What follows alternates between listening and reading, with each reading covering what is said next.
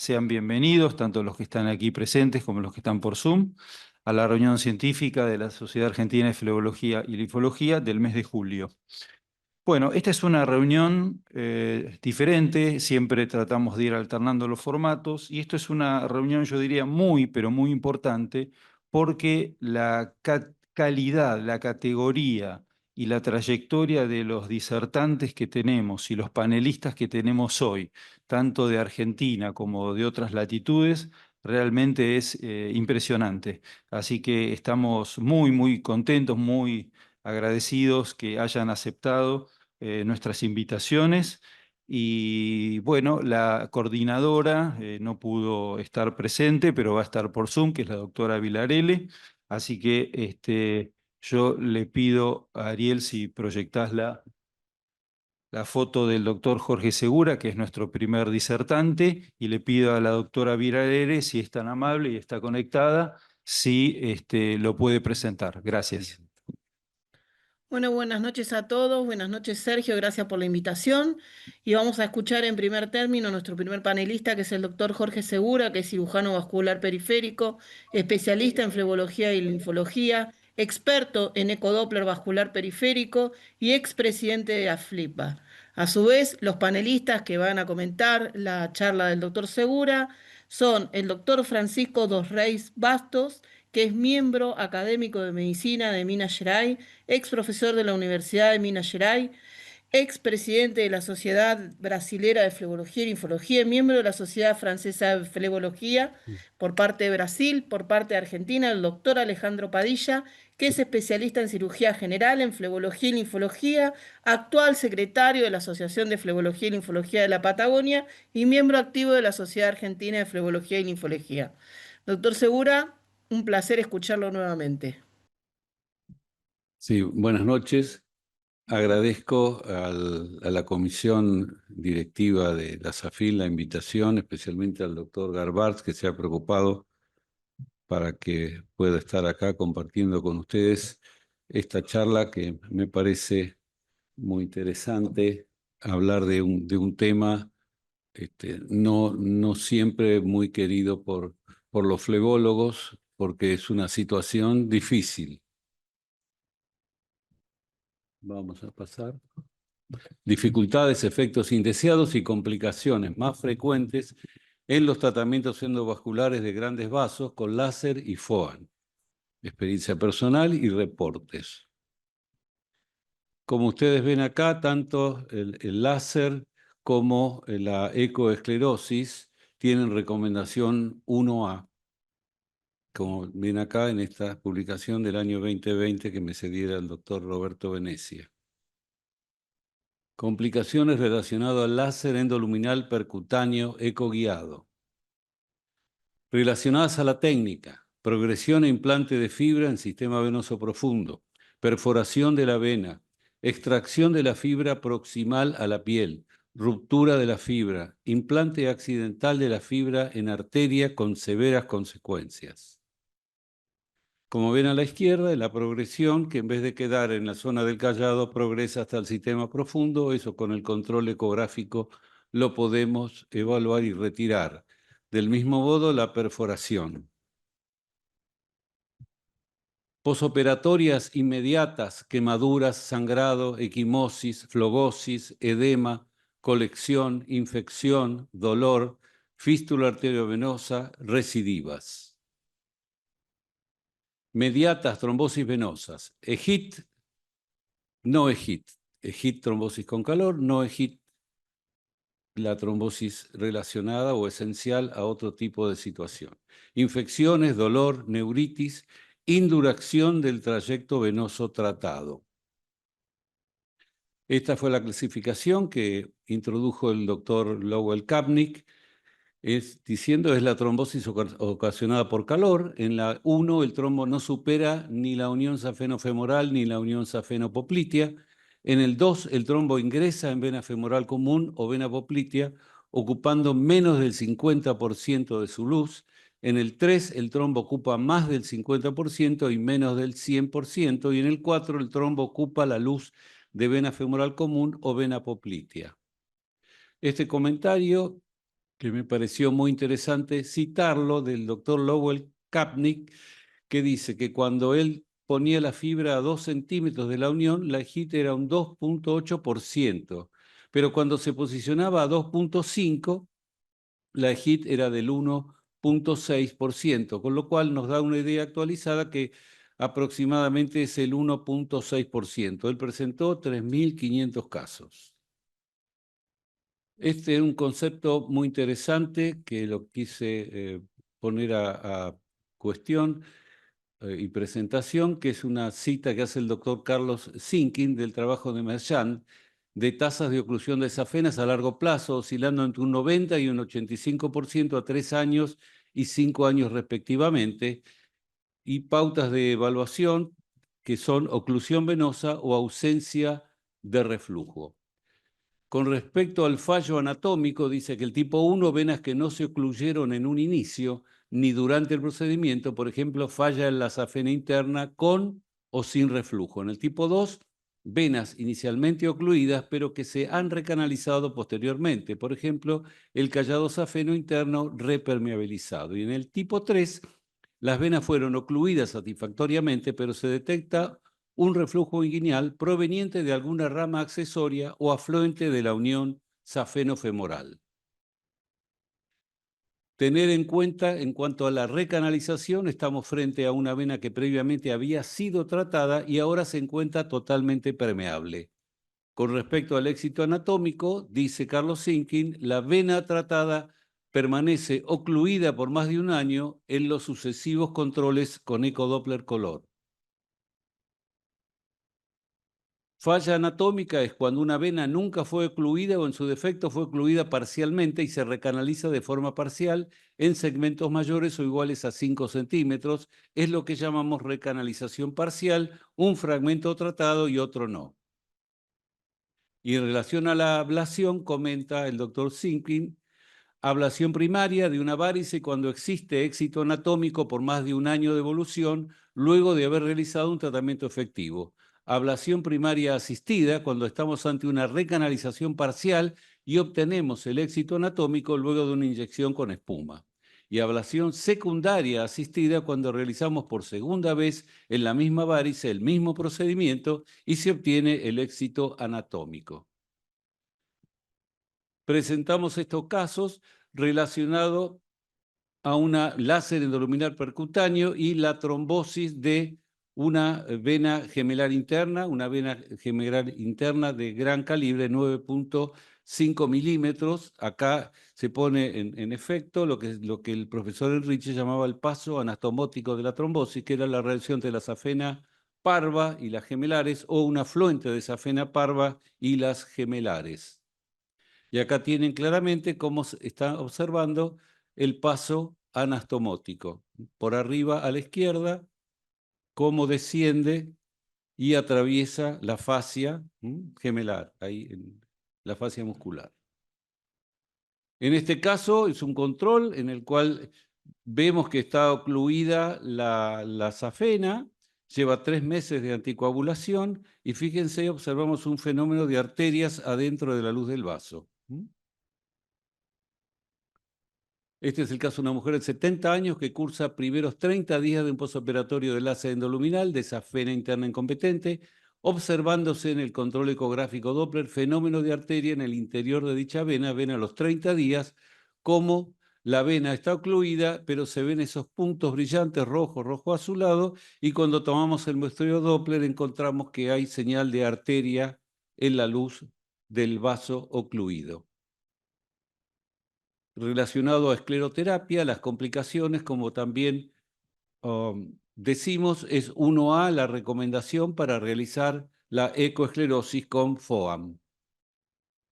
Esto me pareció interesante citarlo, que son los trabajos de Jiménez y Lorenz en la última edición del doctor Peter Glowicki, en el manual, en el cual las técnicas para minimizar las complicaciones trombóticas subsiguientes a la ablación con microFOAM, dice, ecodoppler realizado por nosotros o por personal de nuestra confianza.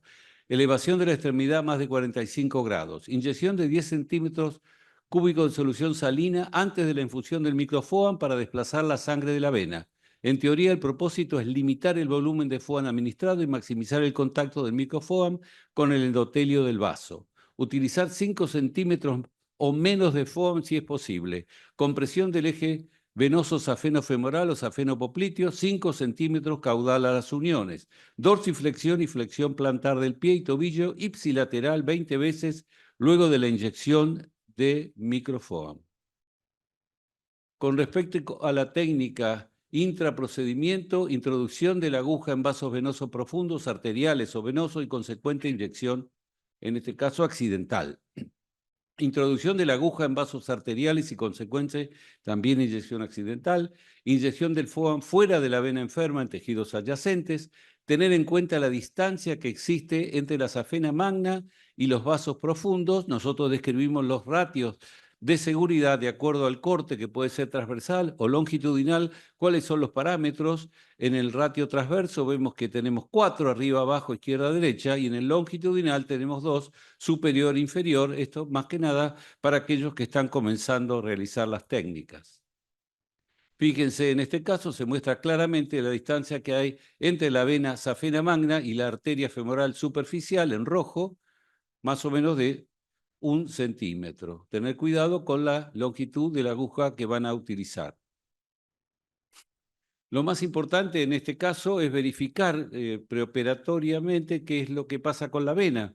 Hemos comprobado, hay que comprobar permeabilidad de los ejes venosos o de las venas perforantes a tratar. Lo primero que hay que descartar es la presencia de una trombosis que hubiera sido intercurrente entre el examen y el día de la intervención. Yo personalmente lo encontré en 2 ocasiones, en 26 años de hacer esto, pero puede ocurrir.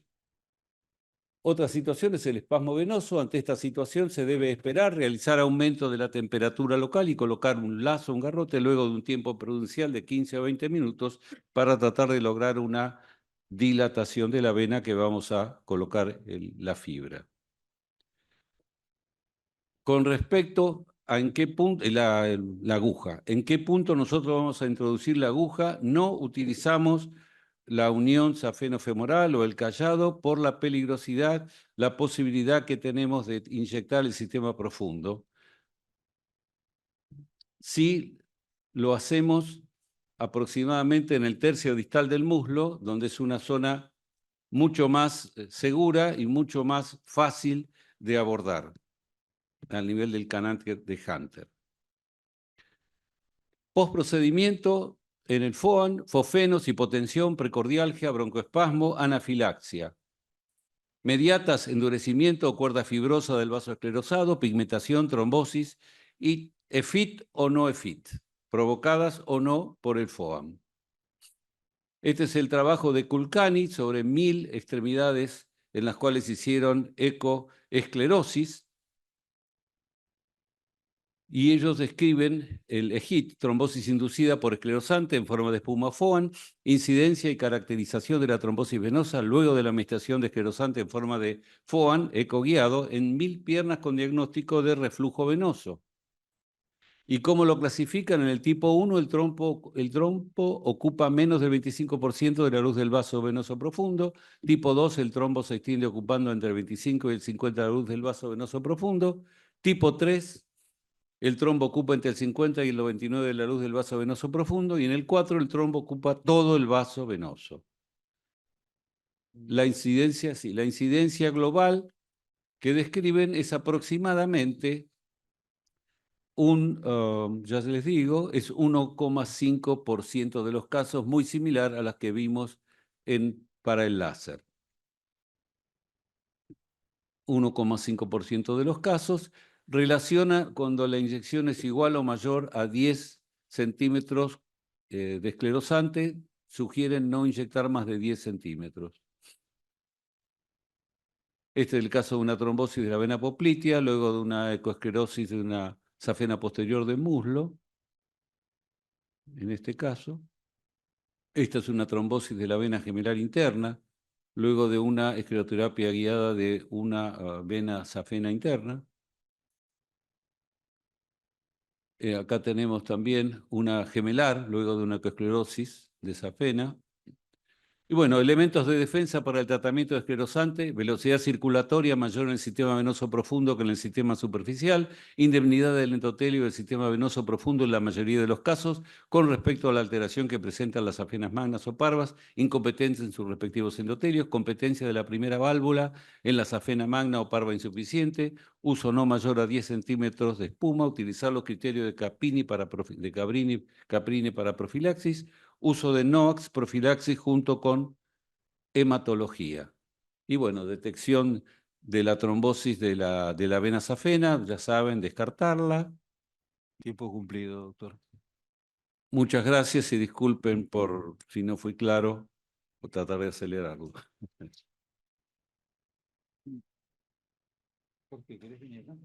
Bueno. Bueno, Bueno, muy bien. excelente, extraordinario, doctor Segura.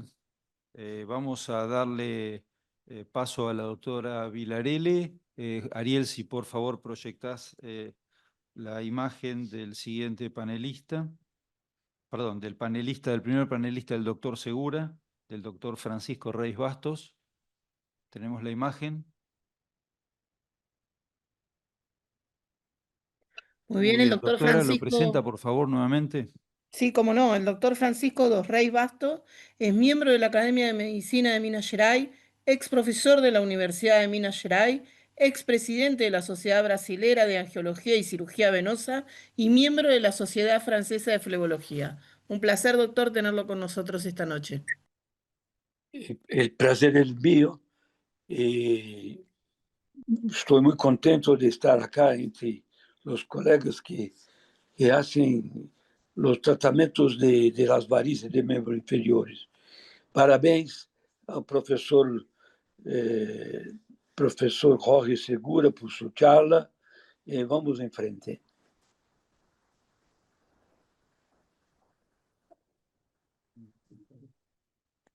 Francisco, ¿no tenés ningún comentario, ninguna pregunta para el doctor Segura? Yo hago el comentario más global. Quiero decir que por todos los métodos que son comparáveis y son parecidos, tienen resultados semelhantes.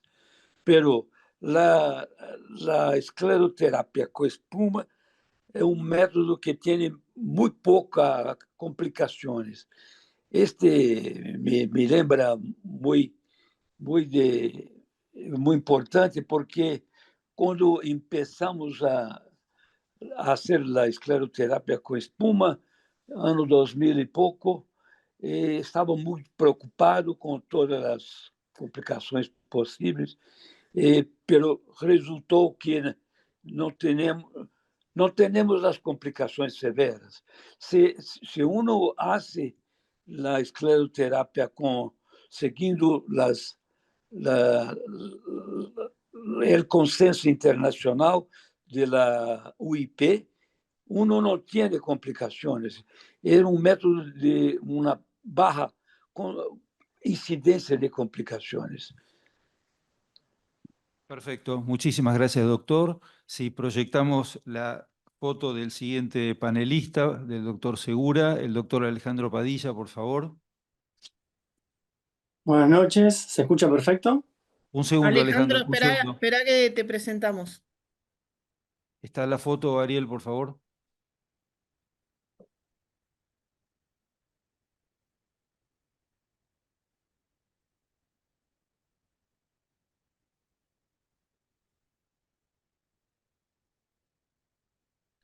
Bueno, ahora sí, el doctor Alejandro Padilla es especialista en cirugía general y en flebología y en linfología. Es el actual secretario de la Asociación de Flebología y Linfología de la Patagonia y es un miembro activo de la Sociedad Argentina de Flebología y Linfología. Tu comentario, Ale, ahora sí. Bueno, buenas noches a todos, ¿se escucha bien? Perfecto. Bueno, muchas gracias por la invitación. Un placer haber escuchado al doctor Segura, un gran abrazo. Y pocas cosas para comentar. Fundamentalmente acá en Bariloche, nosotros tenemos un seguimiento más personalizado al ser una ciudad más chica. Entonces podemos seguir con mucho detalle a cada paciente que le realizamos un procedimiento. Nosotros acá desde el año 2006 que hacemos procedimientos endovasculares con láser 980 y luego pasamos a la radiofrecuencia, al igual que hacemos el FOAM ya hace más de 20 años, ¿no es cierto? Lo más importante para los flebólogos jóvenes es el manejo fundamental del ecodoppler para evitar todas las complicaciones, efectos indeseados, desde la punción hasta la terminación del procedimiento. Puntualmente, hablando de la espuma, creo que concuerdo totalmente, son más comunes los fenómenos de EFIT con la espuma que con EHIT en los procedimientos endovasculares con láser y radiofrecuencia. Yo no hago más, yo utilicé nada más el láser 980 y hoy la radiofrecuencia. Los accesos son mucho más fáciles, ¿no es cierto? Y nosotros acá en Bariloche ya desde hace mucho tiempo hacemos los procedimientos de radiofrecuencia con anestesia local, con 20 centímetros de lidocaína, nada más. Entonces, todos los pequeños detalles desde el ingreso y el procedimiento en sí son muy importantes en cada detalle no fallar, ¿no es cierto? Y tener una experiencia, obviamente, de la ecografía y de los procedimientos percutáneos. Ya que las infiltraciones que pasa 1 centímetro que no hacemos la infiltración, al paciente le duele. Hemos visto, como ha descrito muy bien el doctor Segura, los fenómenos de EHIT, ¿no es cierto? Fundamentalmente en la radiofrecuencia y los procedimientos de láser, las equimosis y los hematomas son más frecuentes y tenemos pocos pacientes con trombosis venosas. Fundamentalmente la que hemos tenido fueron trombosis de venas gemelares y no de grandes vasos. Así que bueno, eso con respecto a mi aporte. Felicito al doctor Segura como siempre y les mando un gran saludo. Muchas gracias. Muy bien, muchas gracias, doctor Padilla. Muy amable por sus comentarios. Bueno, si alguien de acá del público tiene alguna pregunta o algún comentario para hacer sobre la disertación del doctor Segura. Bueno, yo sí. En primer lugar, Jorge, bueno, ya te felicité. Me llamó la atención la foto, ¿no? Cuando vi la foto tuya no sabía si eras vos el que iba a hablar o era otra persona, pero la verdad que te mantenés muy joven y eso es muy importante. Seguramente el doctor Reis Bastos va a recordar, hubo hace poco una conferencia del doctor Frulini, donde él decía que no había que elevar el miembro ni lavar con solución salina antes de hacer foam. Él dio toda una explicación que no la voy a transmitir, pero en definitiva era para lograr mayor contacto con el endotelio y además él daba la explicación cómo las burbujas atraviesan el endotelio, como hoy se sabe, y llegan a la capa media, ¿tá? Y eso se logra teniendo mayor contacto. Después me llamó la atención eso que vos dijiste que inyectás en el tercio distal del muslo, porque habitualmente uno lee que los autores ponen que, bueno, alejarse de la unión safenofemoral, pero aproximadamente 4 o 5 centímetros. Vos te estarías alejando mucho más de eso. O sea, vos vas de distal a proximal, entonces. ¿Es así? Correcto. Voy a hacer un pequeño comentario. Me tocó utilizar los dos métodos, digamos, cuando se hacía la ecoesclerosis líquida y luego, lógicamente, la espuma. Eso ya desde el año 95 lo hacíamos con García Mingo en Valencia, que lo utilizaba entre 80 y 100 centímetros de espuma, cosa que a mí me estresaba, vos lo sabés, y yo no lo hice hasta pasados 5 o 6 años más. Pero voy a comentar con respecto a la distancia. Cuando hacía ecoesclerosis líquida, que trabajé mucho tiempo con el doctor Bontempi en La Plata, lo que hacía era medía el efecto esclerosante que provocaba la esclerosis líquida y me daba más o menos entre 25 y 35 centímetros. O sea que si vos calculas 25 y 35 desde la zona del callado, es prácticamente que corresponde al tercio distal del muslo. Esa es la razón por la cual la hago. Hay más explicaciones, pero esa es la básica. Perfecto, muy bien. Entonces pasamos al siguiente disertante. Eh, perdón, doctor, adelante.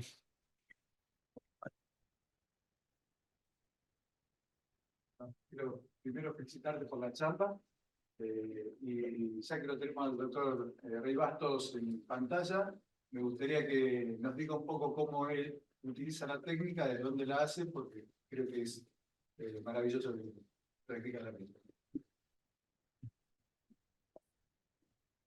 Bueno, yo creo que para hacer la inyección se debe quedar más lejos del callado.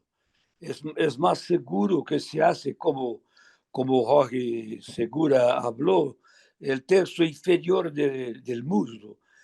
Es más prudente y más cierto que vamos a tener más efectividad, porque tenemos, segundo trabajos de Kuroshi Passi de Australia, tenemos un rayo de acción de 20-30 centímetros del local de la inyección. Entonces, es mejor hacer en tercio distal del muslo para la safena magna. Esta é uma opinião. E quando o citado de se lava, não se lava a vena antes da injeção da espuma, me parece que é bueno de lavar um pouquinho com o soro fisiológico, porque os inconvenientes que temos é a da presença da sangre dentro das venas. Então, se lavamos um pouco com soro fisiológico antes, temos a quantidade de sangue menor para o fenômeno do efeito espuma. Então, eu creio que é melhor lavar. Perdona, mestre Frolini, um pioneiro da escleroterapia, pero en nuestras experiencias acá tenemos más de 30.000 sesiones de escleroterapia con espuma. Camina muy bueno, tenemos mucho menos trombos y trombosis para hacer punción después del método cumplido. Gracias. Perfecto, perfecto. Muchas gracias, doctor. Bueno, ahora sí, vamos a pasar, seguimos con Brasil y nos vamos a otro extremo de Brasil y le vamos a dar la palabra al profesor doctor Eduardo Aguiar, si podemos proyectar la imagen. Mientras tanto, tenemos preguntas del chat. Sergio, si querés que la lea. Una, porque si no se nos va el Sí, tiempo. Después al es final una vamos a sola. hacer una, Es dale. una sola. ¿Querés que la lea ahora? Una sola, dale. Sí, sí, es una sola. Dice, actualmente, ¿cuántos centímetros cúbicos de espuma inyecta o cuál es el parámetro que se utiliza para medir la cantidad de espuma utilizada o depende del paciente? Yo puedo responder. Yo recomiendo que se seguir las recomendaciones del consenso internacional de la OIP. Para nosotros, mi media, la cantidad mediana es en torno de 6 centímetros de espuma, lo máximo en torno de 10, 12 centímetros, no más que eso, no compensa. Por un motivo muy simple que yo quiero hablar. No compensa hacer mucha espuma. Primero, porque la espuma es como una Ferrari. Es una importante máquina de gerar esclerosis. Y segundo, no necesitamos hacer tanta espuma y tenemos el riesgo de despertar las endorfinas, la endotelina que sale del endotelio. E a endotelina, sim, quando temos muitas endotelinas, podemos ter complicações cerebrais. Não é conveniente correr risco de complicação, porque podemos fazer despacito, podemos fazer muitas sessões controlando com ecodoppler todo o tratamento. Por isso é mais prudente, eu creio. Perfecto, gracias, doctor. Bueno, las dejamos para el final, Julia, las preguntas, pues si no se nos va el tiempo. Y ahora sí, presenta por favor al doctor Eduardo Aguiar. Bueno, vamos a escuchar ahora al doctor Eduardo Aguiar, que es doctor en medicina de la Universidad de San Pablo, profesor asociado en cirugía vascular del Departamento de Cirugía de la Universidad de San Pablo, director clínico de Espacio Vascular, que es una clínica especializada en enfermedad venosa. Buenas noches, doctor, lo escuchamos.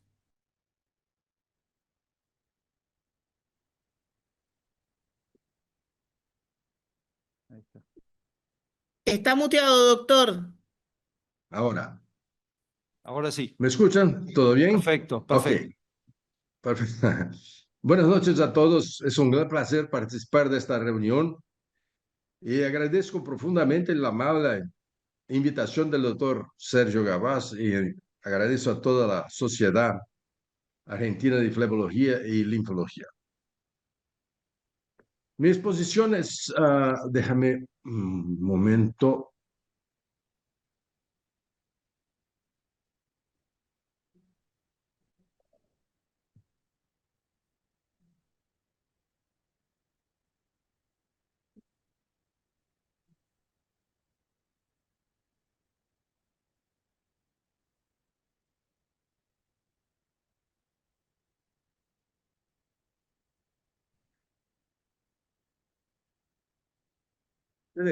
Ah, ¿Está bien? Está perfecto. Ok. Mi tema de exposición es dificultades, efectos no deseados y complicaciones de la escleroterapia de telangiectasias, venas reticulares y epifaciales. Experiencias personales versus reportes de la literatura. Bueno, de acuerdo con la norma de UIP de 2024, el tratamiento de venas tronculares, venas, accesorios, etcétera, debe realizarse preferentemente mediante métodos térmicos. Sin embargo, cuando estos no son posibles, como ocurre en muchas regiones de Brasil, la opción indicada es la escleroterapia con espuma, ecoguiada. Una de las dificultades es la preparación de espuma. Los métodos mecánicos que permiten utilizar cualquier concentración del esclerosante siguen siendo costosos. Por lo tanto, el método tradicional de Cesare continúa siendo el más utilizado, pero con el método manual es difícil obtener una espuma como esta o esta. Es fundamental que la espuma preparada en la jeringa no contenga burbujas visibles. Estas deben ser lo más pequeñas posibles para maximizar la área de contacto con la pared venosa. También es importante recordar el momento que al momento de la inyección, la sangre es principal enemigo. 1 ml de sangre puede inhibir 2 ml de espuma. Por eso el volumen inyectado es fundamental.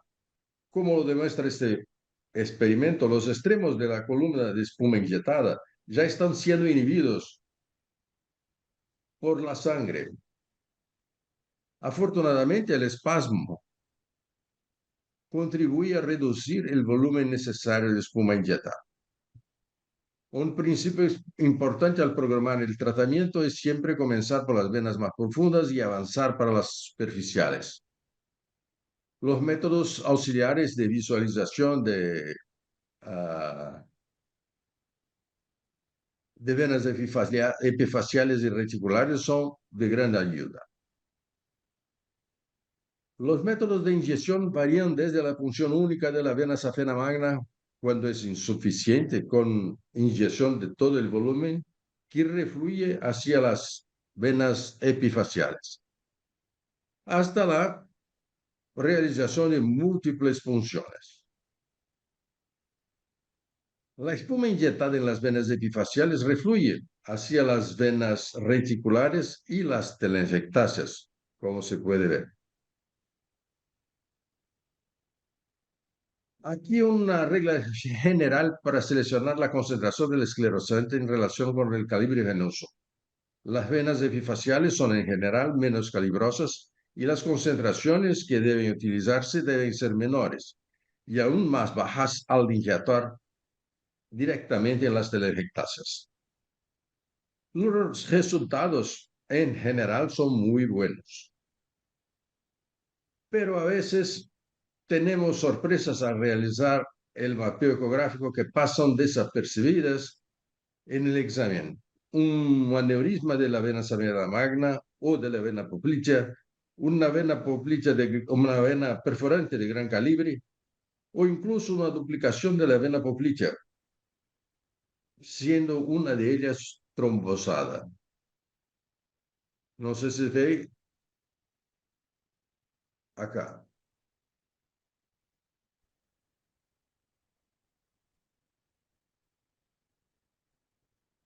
Los eventos adversos pueden ser locales o sistémicos. Según los locales, los principales eventos locales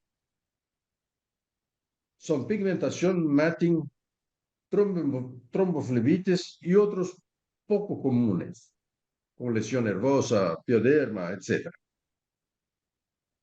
Un levantamiento realizado en nuestro servicio en dos momentos distintos reveló que estas complicaciones ocurren con mayor frecuencia en manos menos experimentadas.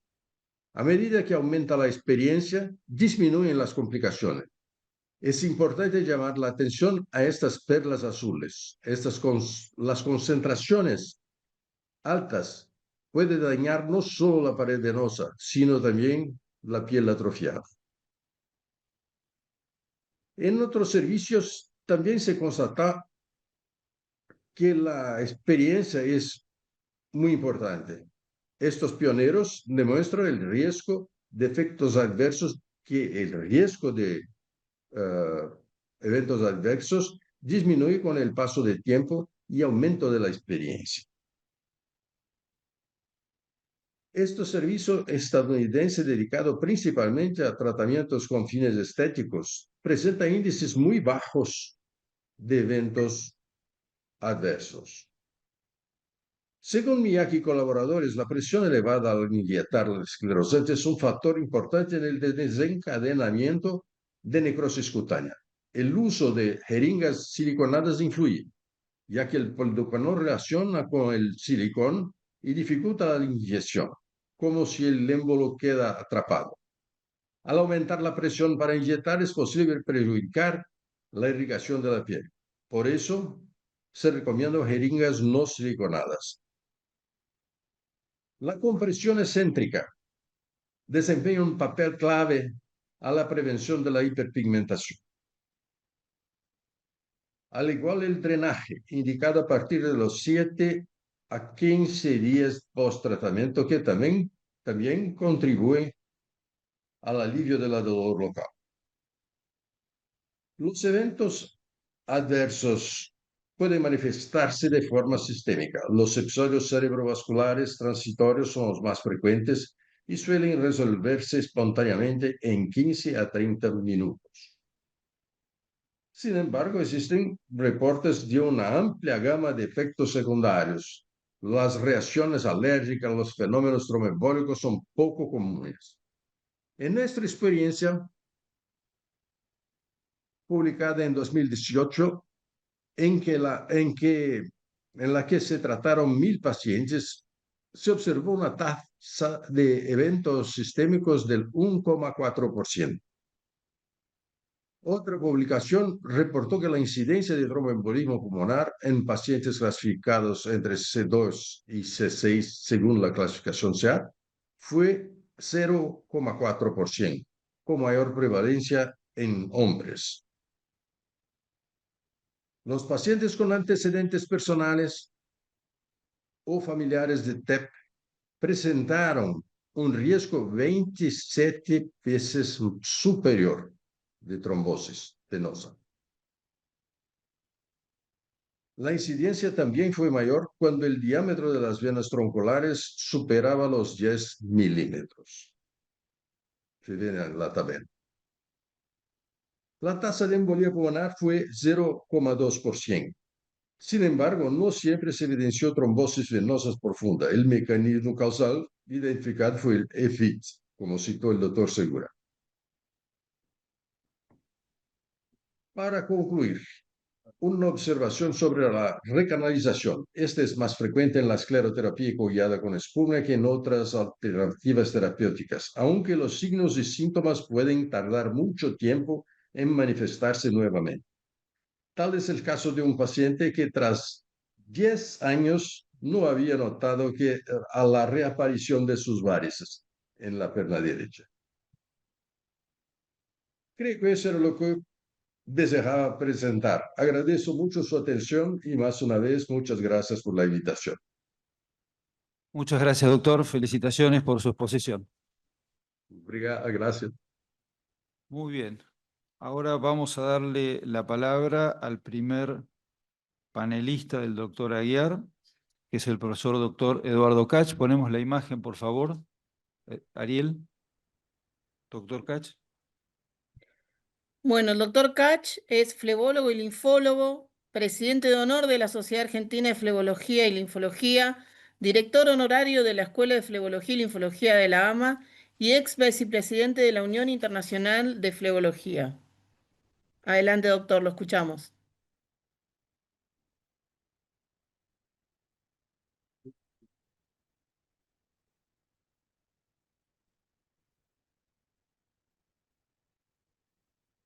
Buenas noches.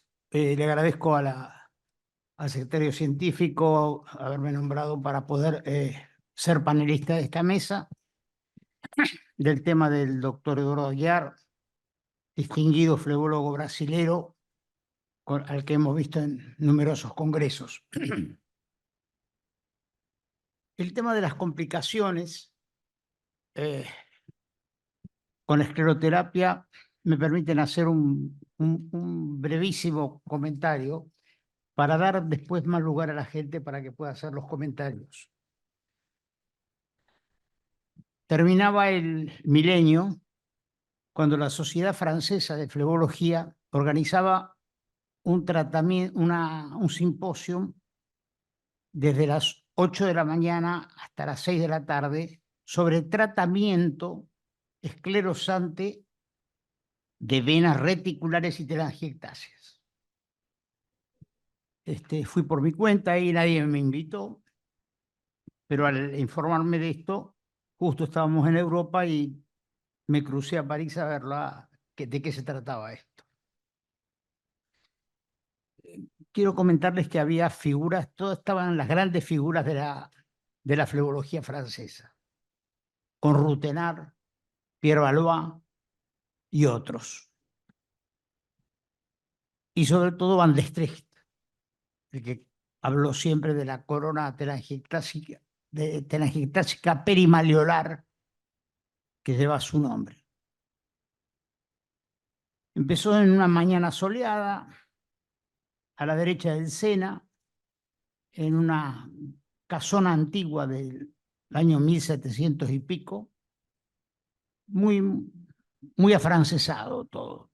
Y escuchábamos desde la embriología del sistema venoso, la etiopatogenia, etc. Y a la tarde fue práctico. Bien, tengo que reconocer que todo el día hablando de telangiectasias y venas reticulares. Quiere decir de que estos minutos que estamos utilizando acá son relativamente pocos, pero deseo que nadie se quede con el deseo de hacer una pregunta. Curiosamente, muchos seguimos haciendo la escleroterapia convencional. Es decir, esa escleroterapia que comenzó allá por el 70, fines del 60 y principios del 70, que tenía grandes adalides en esa época ya, el doctor Never Rosli, el doctor Pedrasoli, el doctor César Sánchez, que ha escrito varios libros sobre escleroterapia. Y después me enganché yo en esa cadena. Hasta el día de hoy, la mayor parte sigue haciendo escleroterapia convencional en la Argentina y en el mundo. En el último congreso que hubo en Italia, yo tengo una pequeña estrategia, me acerco a los popes de los que hacen mucha escleroterapia y generalmente después del segundo cóctel cuando ya la nariz está un poquitito rosadita, les pregunto si hacen ecoguiada o hacen convencional. Entonces todavía con la copa casi vacía ya me dicen, no, dice, yo hago la convencional. De vez en cuando hago una ecoguiada. Es decir, no es que estemos descalificando el ecodoppler. Fíjense ustedes que el doctor habló de manos experimentadas. ¿Qué quiso decir con manos experimentadas el doctor? En las manos experimentadas, en la escleroterapia, se decide si es arte o ciencia. Cuánto tiene de ciencia y cuánto tiene de arte. ¿Qué nos dice? ¿Cómo sabemos cuál es la presión con que hay que empujar el émbolo para no excedernos o para que no se propague la espuma? Es el sensorio del médico. El tensar la piel y ver la vena reticular aferente a la telangiectasia es fundamental. ¿Cuándo es obligatoria un tratamiento de una telangiectasia? ¿Cuándo realmente se considera obligatorio tratar una telangiectasia? En los casos de piernas obesas, edematizadas, donde vemos las telangiectasias con forma de granos de uva y que están prontos a estallar. Y sabemos que una varicorragia, desde la muerte de Copérnico por esta causa, siempre fue tenida en cuenta. Y exige un máximo de cuidado, desde la oclusión concéntrica hasta la oclusión excéntrica. Es decir, son los casos de obligación de tratamiento. Antiguamente se hacían un punto, una especie, la operación de Tosprover en las guardias y que luego producían úlceras por necrosis. Hoy en día, con la escleroterapia, indudablemente quedan resueltas, haciéndolo, y como bien dijo el doctor Aguiar, en la dosis adecuada, en la cantidad adecuada, con la presión adecuada, pero son todos datos sensoriales que nos dicen esto. Sí, si uno se excede en el porcentaje de la concentración del esclerosante, se puede producir hasta una necrosis de piel. Pero ¿qué ocurre? Queda como una tachuela la esclerosis. Uno destapa esa tachuela, sale un poquito de sangre negra y se acabó, cuando la escleroterapia fue hecha de forma correcta. Con el doctor Rosli encontramos en un viaje que habíamos hecho al extranjero, muy lejos, donde había ostras y perlas, en un armario, en un negocio secundario, nada importante, una pinza de tracción puntiforme. No he traído elementos como yo generalmente me gusta traer y mostrar qué elementos usaba, que nos permite a través de una micropunción entrar con esa pinza y no solo hacer el drenaje del secuestro que queda dentro de la telangiectasia o de la vena reticular, sino también hacer la exéresis. Eso luego progresamos, hicimos el trabajo de microcirugía post-escleroterapia. Sacamos continente y sacamos contenido. En lo que se refiere a las complicaciones que mencionó el doctor, tenemos que reconocer, no solo en mis estadísticas, sino en las estadísticas publicadas en la Argentina, que las estadísticas de trombosis, etcétera, son muy bajas. Hemos tenido casos muy especiales, muy particulares. Fue la esposa del embajador de Alemania en la Argentina, que le tocaba una telangiectasia, le hacía una inyección y la señora entraba con una paresia del lado izquierdo con dolor irradiado al tórax. Una vez, 2 veces, la tercera vez inyectaba apenas solución fisiológica, pero tengo que advertirles de que era una situación realmente angustiante. Y lo hice 5 veces y no pasó absolutamente nada. En la 5ª vez. Pero en las primeras tenía la misma sintomatología. Le explicamos el fenómeno y, dada la sintomatología y por no ser más valientes que el zorro, decidimos no realizar el tratamiento. La señora se hizo una evaluación cardiológica, no tenía daños, no tenía lesiones, pero era un reflejo que nunca supimos explicar. Pero no recuerdo, probablemente no me haya venido a ver, si es que ha habido un caso de una trombosis venosa profunda. No hemos tenido casos, sí, de otras patologías que llevaron a una internación acelerada de la paciente, pero que investigado era un dolor por una retroesternal por una hernia hiatal. El esposo vino y dijo: si mi mujer se muere, yo le prendo fuego a la clínica del doctor.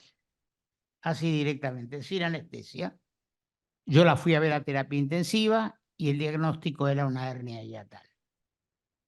En lo que se refiere a los grandes casos en pacientes obesas, esos muslos voluminosos con telangiectasias, tratamos en lo posible de manejar una dosis, un porcentaje del 0,5%. Hemos llegado a hacer hasta 15 centímetros cúbicos de espuma, inyectados, como dicen los franceses, doucement, suavemente, no hacer una presión excesiva, de forma tal que no hemos tenido complicaciones severas, registrables y reales. Sí, terminamos. Creo que más o menos hemos dado la opinión y si queda alguna pregunta, preferiría que si hay algún minuto que el auditorio o el chat lo haga. Le vamos a dar primero la palabra al segundo panelista, el doctor Aguiar, el doctor Marcelo Morales, y proyectamos la foto. Qué facha, doctor, impresionante. Y le pedimos a la doctora Vilarele si lo presenta, por favor. El doctor Marcelo Morales es cirujano general, flebólogo y linfólogo, jefe del Servicio de Cirugía General y Flebología del Hospital Florencio Diez de Córdoba, expresidente de la Asociación Cordobesa de Flebología y Linfología y miembro de la Sociedad Argentina de Flebología y Linfología. Buenas noches, Marcelo, un placer, te escuchamos. Hola, ¿qué tal? Buenas noches. ¿Me escuchan bien? Perfectamente, Marcelo. Bueno, en primer lugar, muchas gracias por la invitación. Tengo muchos amigos allí y realmente, bueno, es un placer para mí estar esta noche con ustedes. Al doctor Aguiar también felicitarlo por la charla que ha dado, realmente muy interesante. El doctor Kach, como siempre, por supuesto, también una gran persona, un médico que, bueno, que realmente ha dicho prácticamente todo lo más importante que tenemos que tener en cuenta con respecto a esto. Yo voy a tratar de agregar, digamos, o resumir un poquito 2 o 3 cositas como para tenerlas en cuenta. En realidad, lo que tenemos que valorar siempre es realizar una muy buena técnica o la técnica que nosotros nos den el mejor resultado. Eso para mí es fundamental. Eso va a ayudar a que realmente disminuyamos mucho el tema de las complicaciones. Sin duda que la experiencia que vamos adquiriendo a través de los años también lo realiza porque va todo de la mano. Creo que dentro de las complicaciones que por allí más frecuentes se pueden llegar a observar, están las hiperpigmentaciones, que por allí son a veces hasta un dolor de cabeza, que son por supuesto totalmente manejables, al igual también que el matting, que también por allí se puede presentar. Creo que en realidad hay que subrayar el tema de la técnica. La técnica es importantísima. Evitar de alguna manera, evitará de alguna manera este tipo de complicaciones, ¿no es cierto? Por otra parte, yo creo que cuando nosotros tenemos cierto tipo de telangiectasias, es muy importante también ubicar la vena nutricia, es decir, la vena que realmente alimenta esa telangiectasia, porque yo creo que también eso es una de las claves que nosotros tenemos para, de alguna manera, sobre todo los más jóvenes, poder comenzar a realizar una buena técnica. Por otro lado, la compresión es muy importante también para tenerlo en cuenta y que de esa manera no tengamos ningún tipo de falla en todo esto. Es decir, mentalmente yo creo que nosotros tenemos que de alguna forma protocolizar nuestro trabajo, nuestra forma de realizar eso para tener de alguna manera un mejor éxito dentro de los tratamientos que nosotros podemos implementar. Creo que básicamente sería un poco eso. Y bueno, no quiero robarle más tiempo, agradezco mucho para que otras personas puedan también opinar o disertar. Muchas gracias y muy buenas noches. Muchas gracias, doctor Morales. Bueno, si hay alguna pregunta del auditorio o comentario. ¿Tenemos, doctora Julia Vilarele, algún comentario o pregunta Ya en el fue chat? respondido por el doctor Aguiar. Hubo una pregunta en el chat y fue respondida inmediatamente por el doctor Aguiar. Bárbaro. Bueno, igual dejamos abierta la posibilidad que cuando termine el próximo orador y el próximo disertante y los panelistas, hacer un conjunto de preguntas generales para todos. Bueno, entonces vamos a pasar al siguiente disertante. El siguiente disertante es una persona muy particular, muy humilde, que no quiso mostrar su foto. Entonces, como está aquí de cuerpo presente y es nuestro presidente de la Sociedad Argentina de Flebología y Linfología, lo invitamos, por favor, doctor Daniel García. Igual Y lo voy a presentar porque él no se por quiere supuesto, presentar, no, pero yo sé lo que es. por supuesto, doctora, preséntelo nomás. Bueno, el doctor Daniel García es cirujano cardiovascular, cirujano de tórax, flebólogo y linfólogo. Es miembro de la Sociedad Rosarina de Flebología y actual presidente de la Sociedad Argentina de Flebología y Linfología. Lo escuchamos, doctor García. Bueno, muchas gracias Julia por la presentación, gracias Sergio, saludos a todos los presentes y a todos los que están detrás de la pantalla. Vamos a pasar mi charla, Ariel.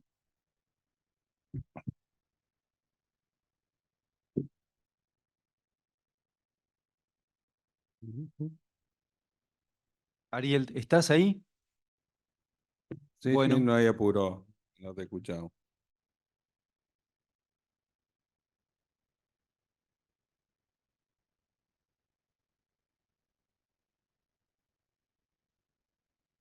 Bueno, el doctor igual les comento, va a hablar sobre cuándo se indicaría una microcirugía de Müller o en qué caso usted la utilizaría.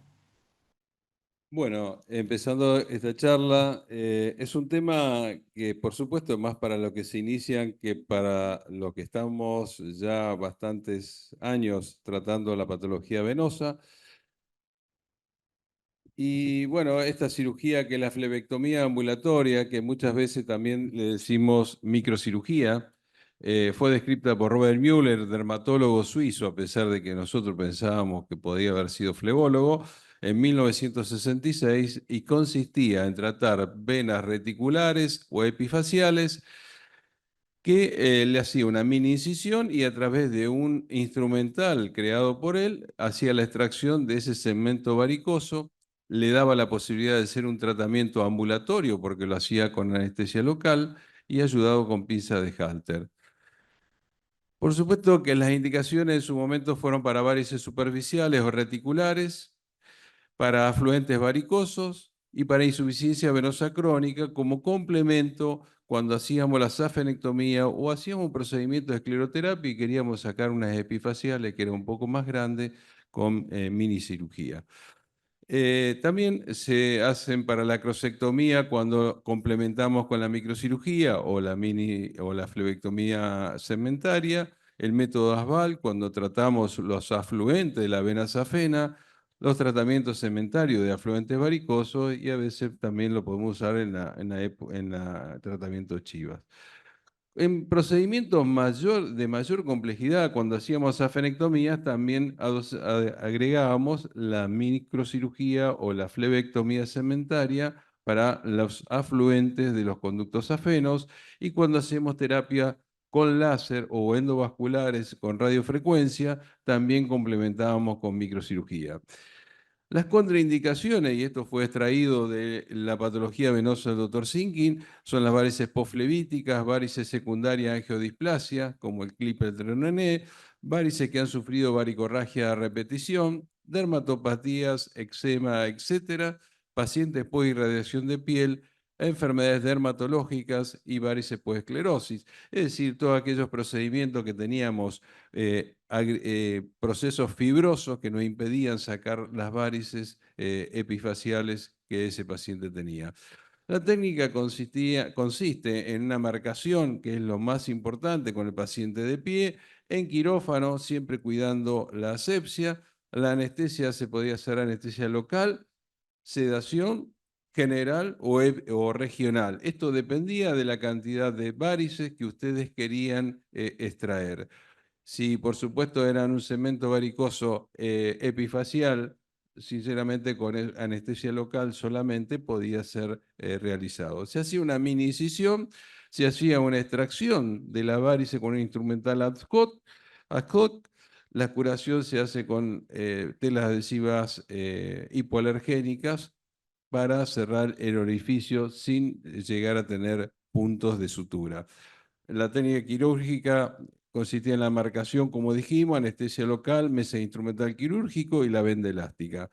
Como ustedes van a ver, esta mesa instrumental consistía en algunas halter, una tijera, pinza de disección y la aguja de crochet que nosotros usamos habitualmente, pero también el doctor Sinkin ideó un gancho tipo rombo, el doctor Ramelet ideó otras agujas, Müller creó la propia y así cada autor hacía con lo suyo.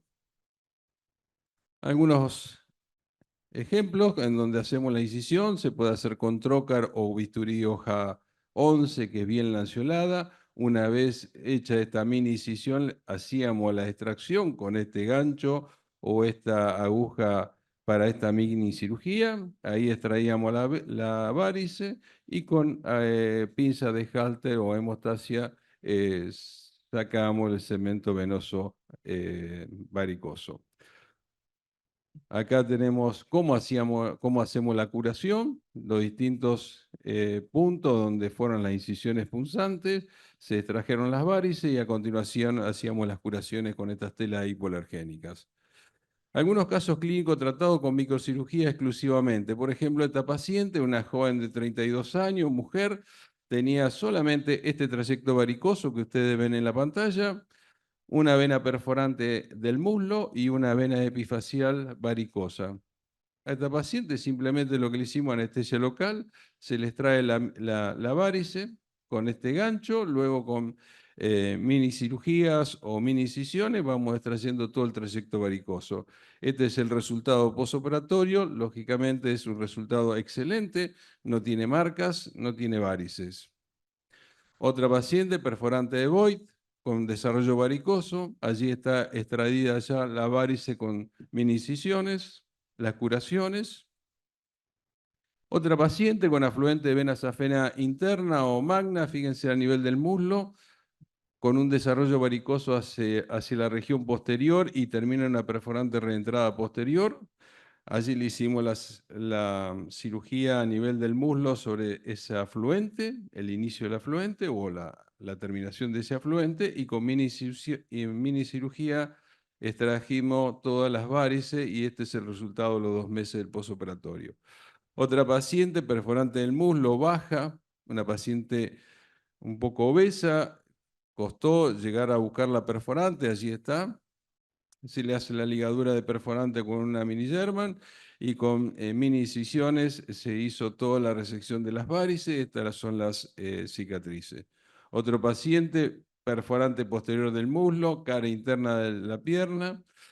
Fíjense en la región posterior en qué nivel estaba esa perforante. Allí tenemos el ecodoppler, cómo mostraba la vena poplitea con esa perforante, con el lleno epifacial de esas varices. Y el mismo paciente a los 2 y a los 9 años del posoperatorio. Otro paciente con perforante posterior del muslo. el ecodoppler que muestra la insuficiencia, y en la misma paciente al año y a los 5 años del posoperatorio. Varices glúteas, estas varices que son bastante molestas porque es una zona de apoyo, bueno, también se pueden extraer tranquilamente con flebectomía ambulatoria, con anestesia local. Y se sigue indicando actualmente, bueno, muchas de estas indicaciones anteriores que hemos visto hoy son reemplazadas por la escleroterapia o el FOAN, como estuvieron diciendo los autores anteriores. En mi caso particular, la utilizo como complemento en la cirugía convencional, que cada vez, por supuesto, hago muy poco, y en la cirugía láser endovascular, que cada vez hago más. Hoy en día es un 95% cirugía láser, un 5% cirugía convencional. Algunos ejemplos cuando hacemos afenectomía interna infrapatelar, allí tenemos la extracción con el fleboextractor y la flebectomía segmentaria con minicirugía, otras afenectomía infrapatelar, perdón. Otra paciente con mucho desarrollo varicoso, en este caso se hizo una safenectomía convencional y flebectomía segmentaria, y fíjense lo estético que quedan. Otro paciente, en este caso le hicimos láser a la safena interna y minicirugía segmentaria, el control posoperatorio a la derecha a la semana. Otro paciente con safena interna o safena magna del lado izquierdo, safena accesoria, se le hizo el tronco con láser y los afluentes varicosos se lo hizo con minicirugía. En este otro paciente, una safena externa con láser y los afluentes con la minicirugía. Allí tenemos otro paciente con láser y minicirugía y el control a los 15 días.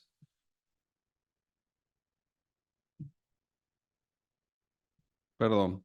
¿Qué complicaciones tenemos con la miniflebectomía? Bueno, si bien son muy pocas porque son raras las complicaciones, se han visto linforragias o linfoceles, infecciones, hemorragias rarísimas, hematomas son frecuentes, persistencia de las varices, porque bueno, a veces pensamos que las sacamos y no las sacamos, parestesias, cuando lesionamos alguna rama nerviosa, hiperpigmentación y matting. Bueno, alguna bibliografía consultada. Y el tratamiento de las complicaciones, y ya termino, Sergio, la linforragia, curaciones diarias, cubrir con gasa y venda elástica, y esto se va en la semana o a los 10 días, se cierra ese orificio fistuloso. La infección habitualmente es rara, pero si ocurre cefalosporina de primera generación y esto es suficiente. Las hemorragias son muy raras, pero si ocurriese, vendaje elástico. Hematomas es contemplativo y si en algunos casos queremos, le ponemos heparina en gel. Persistencia de las varices, hacemos escleroterapia. Si tenemos parestesia, habitualmente esto mejora o desaparece con los meses de observación. Excepcionalmente hemos tenido que usar como algún antineurítico como la pregabalina. La hiperpigmentación, evitamos el sol en el postoperatorio inmediato y si, bueno, lo tuvimos, las cremas blanqueadoras andan muy bien. Y si tenemos un matting, la escleroterapia con la vena nutricia. Como conclusión, es una técnica segura y práctica para el tratamiento de las varices segmentarias. Es útil como complemento de cirugías mayores como la safenectomía, crosectomía, cirugía endovasculares, post-FOAN. Procedimiento ambulatorio. Se puede realizar con anestesia local dependiendo del segmento varicoso a resecar, un bajo índice de complicaciones y si requiere conocimiento anatómico para disminuir las complicaciones. Nada más, muchas gracias. Muchísimas gracias, doctor García, completísimo, muy buena su presentación y le vamos a dar paso, nos vamos al Perú y le vamos a dar paso al doctor Iván Gutiérrez Romero, si podemos proyectar la fotografía de él. Un instante, por favor, antes de hacer la presentación, doctora Vilarele. Estoy tranquila acá mirando nada más. Bueno, Bueno. hay una imagen de... Son todos adolescentes, me parece, los disertantes de hoy, los comentaristas. Bueno, Bueno. el doctor Iván Gutiérrez Romero es médico cirujano de la Universidad Nacional Federico Villarreal de Perú, es cirujano vascular de la AMA, expresidente de la Sociedad Panamericana de Flebología y Linfología y fundador de la Sociedad Iberoamericana de Flebología y Cirugía Vascular. Buenas noches, doctor, escuchamos sus comentarios. Como no, muchísimas gracias por la invitación. Un fuerte abrazo a todos los amigos y colegas. Un reencuentro maravilloso, sobre todo en una actividad científica. En realidad, gracias al doctor Sergio también por esta invitación. Este procedimiento realmente son justamente como se comentaba cuando iniciamos el proceso. Yo empecé a tratar varices con este procedimiento y con los resultados al final, obviamente en el tiempo, sabemos que es el mejor complemento. Inicialmente para complementar, ¿no? Una de las contraindicaciones también que no se mencionó definitivamente en el acto operatorio es un paciente con una infección localizada en el tejido celular subcutáneo, una celulitis, jamás está indicado, ni ningún procedimiento, obviamente. Tampoco quisiera ver que dentro de las complicaciones que se puedan presentar, la equimosis parte de un proceso de hematoma, y eso principalmente se da por la técnica, ¿no? Es decir, la falta de una buena compresión puede generar todos estos procedimientos. En realidad, hoy por hoy sabemos que es una técnica importante que se complementa para obtener un tratamiento híbrido, tanto una combinación de las embolizaciones con escleroterapia, o también tratamiento con láser, tratamiento con radiofrecuencia, pero aquellas venas reticulares muy complejas para ingresar un catéter, o muchas veces cuando se fibrosan y es muy complejo o doloroso para el paciente, es una gran alternativa a la exéresis a través de la técnica de Müller. Bueno, ese es un parte de nuestro comentario. Felicitar, realmente es un procedimiento que hoy por hoy se puede utilizar como un complemento realmente para hoy los avances tecnológicos que hay tanto en los procedimientos endovasculares y los procedimientos esclerosantes. Un fuerte abrazo y muy contento de poder compartir con todos, queridos amigos. Un fuerte abrazo desde el Perú. Muchas gracias, doctor. Lo mismo para nosotros compartir con usted. Y le damos la palabra, nos vamos a México ahora, con el doctor Carlos Arreola Gutiérrez, si podemos proyectar. Ahí ya se lo ve, pero ponemos la foto que seguramente, otro con Photoshop también, somos todos jóvenes, ¿eh? Y modelos también publicitarios, ¿por qué no? Así que bueno, adelante doctora Vilarelli con la presentación. Bueno, el doctor Carlos Arreola Gutiérrez es cirujano general, recibido de la Universidad de Guanajuato, de México, diplomado en flebología y linfología y ultrasonido venoso. Bueno, doctor, un gusto, escuchamos sus comentarios. Hola, ¿qué tal? Muy buenas tardes. Un gusto saludarlos a todos. Primo, mucho gusto saludarte. Doctor García, nuevamente, qué gusto volverlos a encontrar. Doctor Sergio, gracias por la invitación. En realidad, todo lo que se dijo ya, pues va a ser redundar. Este procedimiento es un procedimiento que tiene muchos años y se ha demostrado la efectividad al paso de los mismos. Sin embargo, ahora creo que lo estamos haciendo cada vez menos porque estamos confiando mucho más en la escleroterapia y al hacer una escleroterapia creemos que eso puede resolver. Sin embargo, hay unas ocasiones en que puede quedar alguna pequeña perforante, una vena recidivante que pudiera volver a recanalizar otra vez. Entonces está indicada, yo la sigo haciendo y sobre todo la indicación es después de la escleroterapia como un complemento meramente estético, que es la segunda parte que pelea el paciente, lo que busca. Y lo hacemos más, sobre todo en las zonas de flexión, áreas de flexión de la rodilla, de los tobillos, hueco popliteo, que es donde suele tener un poquito más de molestia. Entonces, cuando hacemos este procedimiento con esa técnica que muy finamente nos describió ya el doctor García, la verdad tenemos resultados excelentes, muy altamente recomendable. No hay que quedarse solamente con la escleroterapia, no hay que pensarla solamente como la resolución de un matting, sino como un complemento de la cirugía. Realmente yo sigo siendo defensor de la cirugía y aunque cada vez la hacemos más poco, la verdad es que aquí está súper indicada. Concurro con el doctor Iván, concurro doctor García, estoy totalmente de acuerdo, sigo siendo partícipe y voy a seguir apoyando el procedimiento. Y pues nada más que agradecer. Les mando un fuerte abrazo de acá desde México, con mucho cariño. Muchísimas gracias, doctor. Lo mismo para usted. Y doctora Vilarele, ¿algún comentario del chat primero? Así invertimos el orden. Sí, hay una pregunta del doctor Ricardo Páez que dice, para el doctor García, en caso de escleroterapia versus microcirugía, ¿las máculas serían una de las causas en la elección de la técnica? ¿Usted la considera esa variable para inclinarse por una u otra y se refiere específicamente a las venas de similar calibre? No escuché, ¿qué me dijo? Sí, ¿me la puedes repetir? Porque no se escuchó Sí. bien la pregunta. En caso de escleroterapia versus microcirugía, Sí. ¿las máculas serían una de las causas en la elección de la técnica? No, ¿Usted la considera esa variable para inclinarse por una o por otra? no, para nada. Yo, habitualmente, primero, uno ve lo que tiene enfrente, si las varices que tiene ese paciente son significativas, que sabemos que va a ir a cirugía, directamente me planteo una flebectomía segmentaria.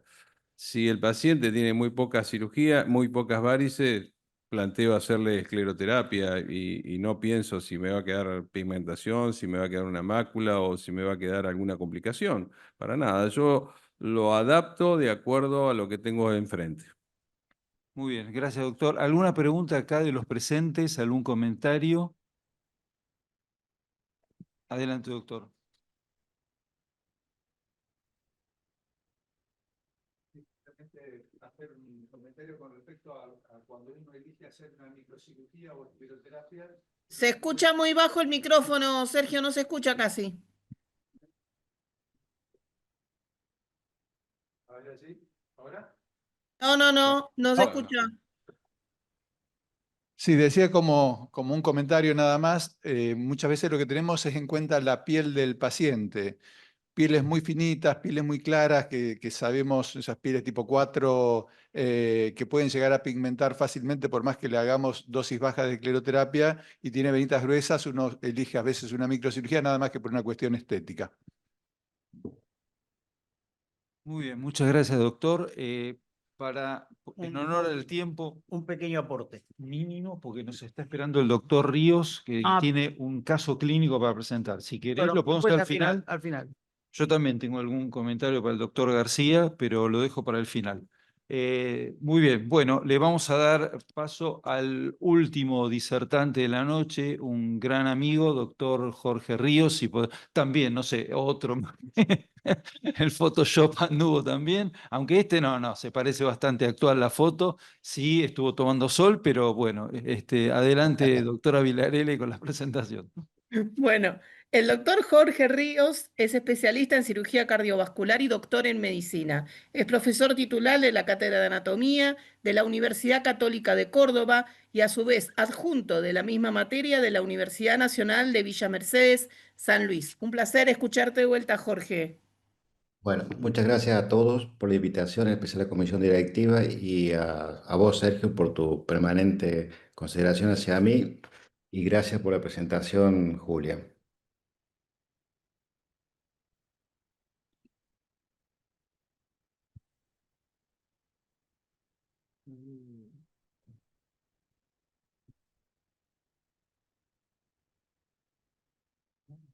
Bueno, voy a presentar el caso de un aneurisma trombosado de la vena yugular externa, un caso reportado. Introducción, los aneurismas venosos son muy infrecuentes. Recordemos que la definición de aneurisma es lo mismo que la arteria, es cuando el diámetro de la vena supera el 50% del diámetro normal del vaso. Normalmente a nivel de cuello predominan en la vena yugular interna. Pocas publicaciones se reportan sobre los casos de la vena yugular externa y el punto clave de la presentación es que no se debe confundir con linfadenopatía, en especial del lado izquierdo, que son cuando se encuentran las adenopatías, los ganglios de Virchow, que son generalmente secuelas de metástasis a nivel del tracto digestivo o torácico, con lipomas o con quistes tiroideos.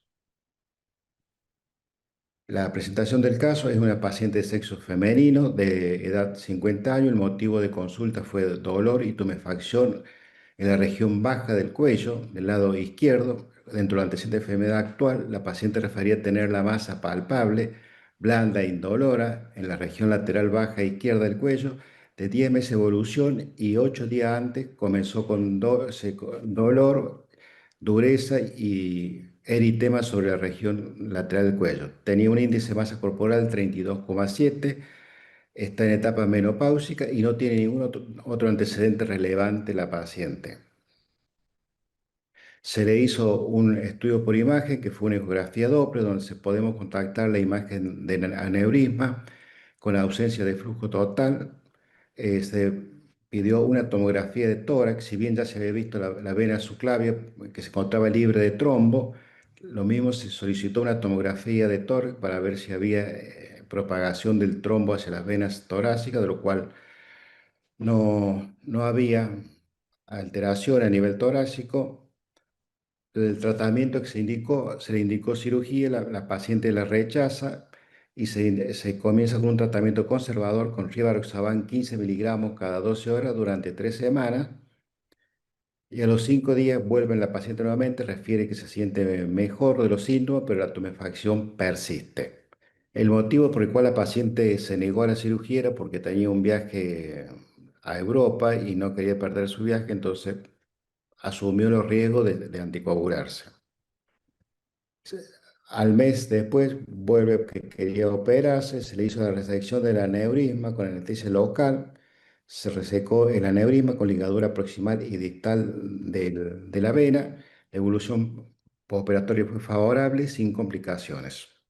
Acá podemos ver en la imagen esta cómo se puede sacar el aneurisma intacto y a la imagen de la derecha lo que medía el aneurisma una vez resecado. La anatomía patológica confirmó presencia de aneurisma con trombosis crónica del mismo. Discusión. Los aneurismas venosos son raros, son más comunes en la extremidad inferior o bien en la vena yugular interna. El riesgo de los aneurismas, como todo, es la trombosis y la posible embolia pulmonar. Es indispensable el diagnóstico diferencial y la cirugía, si bien hay pocos casos, pero la cirugía es la primera opción en los casos como este. Conclusión, el aneurisma venoso, el diagnóstico y el tratamiento son desafiantes debido a lo que habíamos hablado anteriormente. El riesgo potencial es el tromboembolismo pulmonar. La cirugía es la opción preferida, especialmente si hay progresión o trombosis, y la decisión debe ser, por supuesto, como todo, avalado por el paciente. Muchas gracias por su atención. Muy bien, muy interesante, Jorge. Yo sé que además lo has publicado en Acta Flebológica, no lo mencionaste, pero está publicado, así que bueno, vamos a dar lugar a los comentarios que quieran hacer respecto a este caso, preguntas o comentarios de la mesa también. Julia, ¿alguien del chat que quiera consultar o preguntar algo con el doctor Jorge Ríos? No, solamente felicitaciones para el doctor Ríos por el caso y saludos desde Chile y Paraguay. Bueno, muchas gracias. Sí, Jorge. Sí, ¿qué tal, Jorge? Te felicito. Hola, Lo que Jorge. lo que te quería preguntar era el tratamiento con los nuevos anticoagulantes. ¿Qué fue lo que hizo el tratamiento? ¿Le dio profilaxis antitrombótica en el vuelo, en el viaje? Por No, lo no, que no.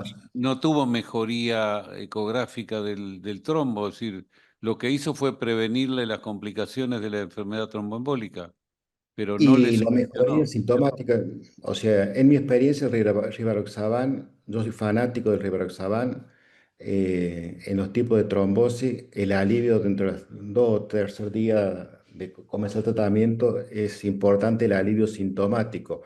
Si bien persistió el aneurisma trombosado, no hubo licuación del Claro, trombo, pero sí alivio y a su vez la profilaxis de que no vaya a progresar el trombo hacia exactamente. el torácico. Perfecto, gracias. Bueno, ¿alguien más que quiera comentar algo de esto, de alguno de los panelistas? Doctor Kach. Sí, un pequeño aporte técnico. Les sugiero, si pueden conseguir para los drenajes, porque no se habló mucho de los drenajes post-hidroterapia, que es la forma más efectiva para evitar las pigmentaciones. La pigmentación es por el fenómeno de pasaje de la hemoglobina que tiene hierro a la piel. Por lo tanto, es correcto y es necesario, imprescindible, los drenajes adecuados. Por los que vi, ahí había una serie de incisiones que vi que se respetó para hacer la microcirugía, las líneas del ángel, porque si uno va en contra de la línea del ángel, la cicatriz se nota. Y le sugiero conseguir las hojas de bisturí de Braver, que son hojas de bisturí oftalmológicas que se usan para cirugía para abrir esclerótica a veces. Es una pequeña colaboración que les quiero dejar. Son costosas, pero son muy buenas. Y al doctor García le quería hacer el comentario con respecto a que me comentaba de que después de la microcirugía había mencionado que veía hematomas. En el año 93, en la revista Panamericana de Flebología, publicamos microcirugía post-escleroterapia. Es decir, si alguna vez hizo la experiencia de hacer primero la escleroterapia y luego la microcirugía. Sí.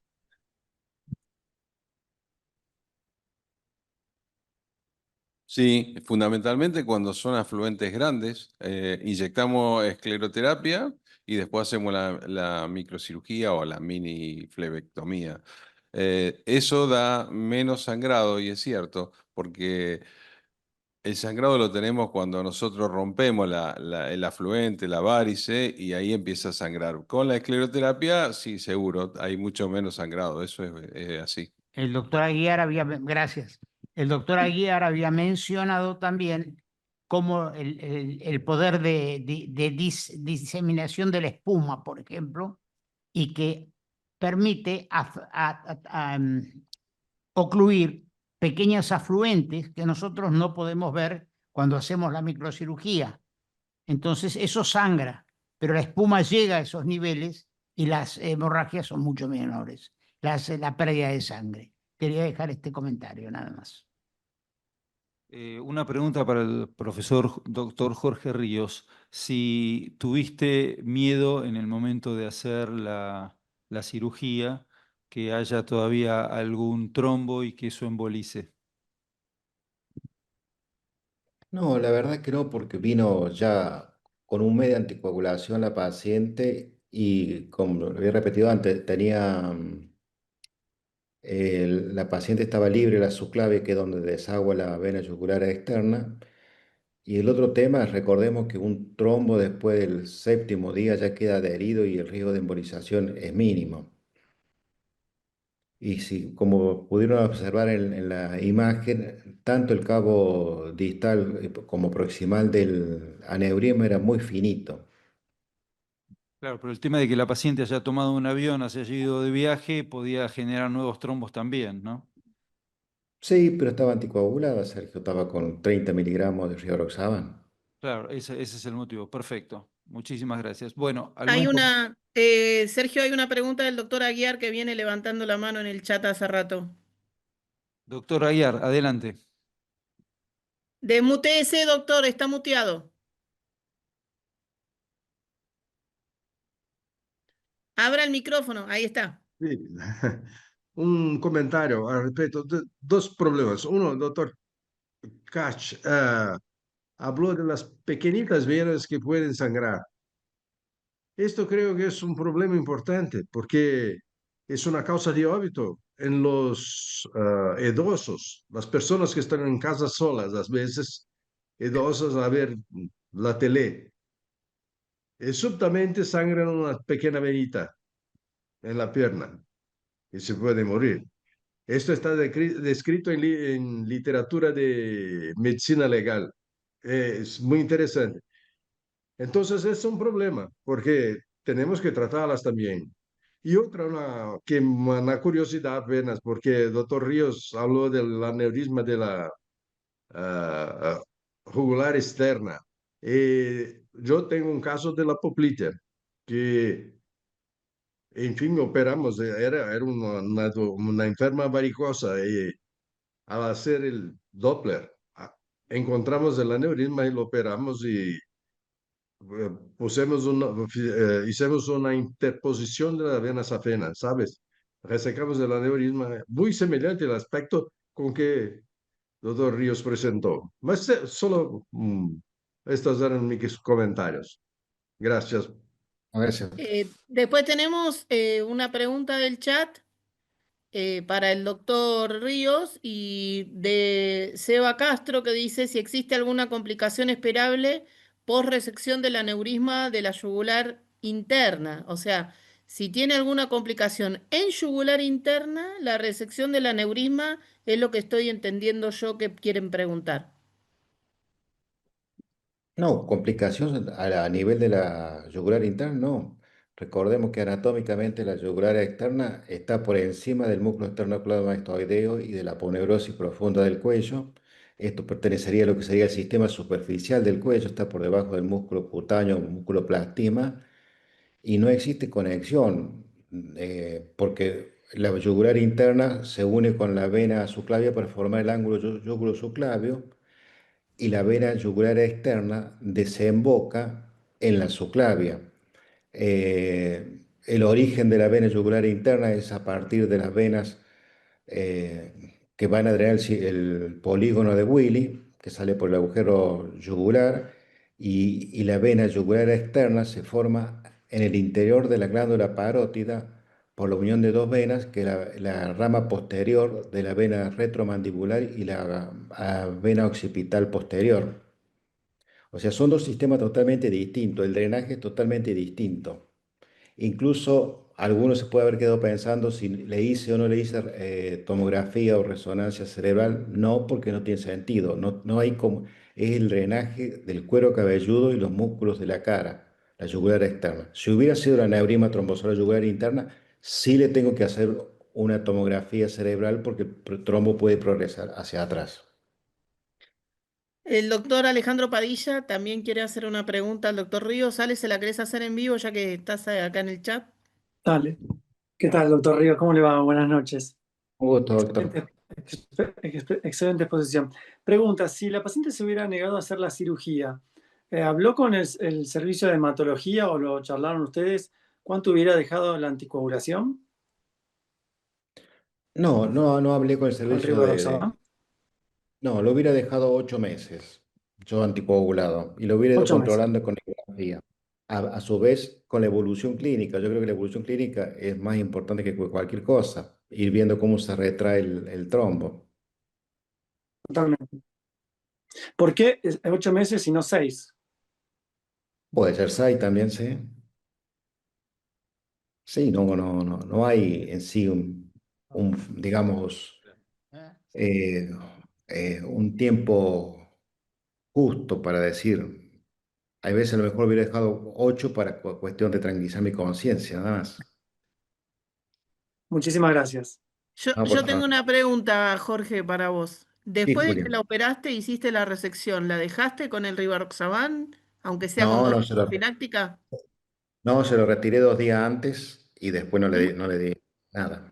¿No le dejaste tampoco ni con siquiera un antiagregante? No, nada. Fue proceso ambulatorio con anestesia local, 20 minutos de duración. La paciente terminó la cirugía, se fue a su casa. Bien. Yo tuve unos pacientes similares a los tuyos y lo que hice cuando se niegan a la cirugía, les hago, Alejandro, esto, lo que yo hago, no lo encontré escrito y hablé con las hematólogas y tampoco está escrito, pero cada 3 meses la sigo con ecodoppler. Si veo que tiene algún signo todavía que a mí me llame la atención que pueda embolizar, los mantengo anticoagulados. El tiempo que considere, como dijo Jorge, medio como aleatorio y para que no se nos complique. ¿Alguien más? No sé del chat, Sergio, no tenemos ninguna otra pregunta. Acá tenemos una pregunta, espera. Si hace la Bueno, anticoagulación y la desaparece el última, trombo, Julia, la sí, última. dice, para el doctor Ríos, si hace la anticoagulación y desaparece el trombo a los 3 meses, ¿decide operar igual o lo deja anticoagulado?